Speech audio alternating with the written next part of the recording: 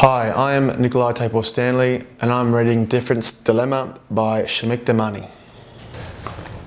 Tilly Rose is small and thin.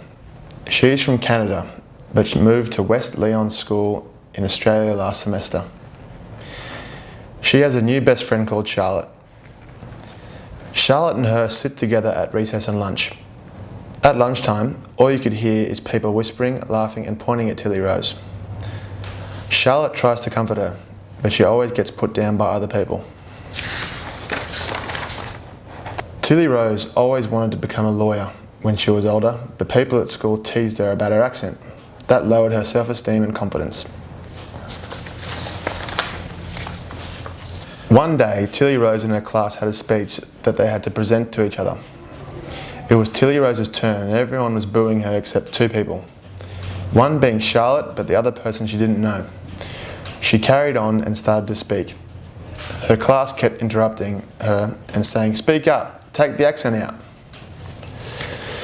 Tilly Rose just froze and started to cry. She quickly ran to sit next to Charlotte and tucked her head in her lap, feeling embarrassed and sad.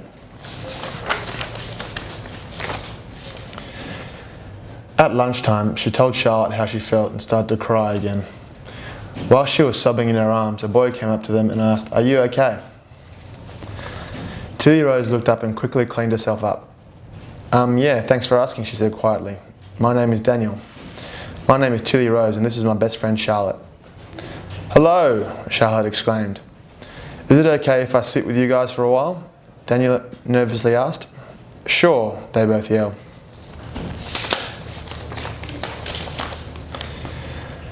All lunchtime they talked and talked and talked about themselves and what they like.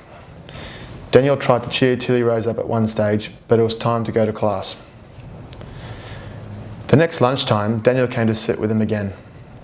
Tilly Rose started to think, he's a good friend. People walked past and stuck their tongues out at her.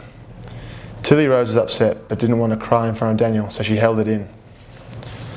Charlotte and Daniel noticed her face and they tried to cheer her up by talking to her about her problems and comforting her.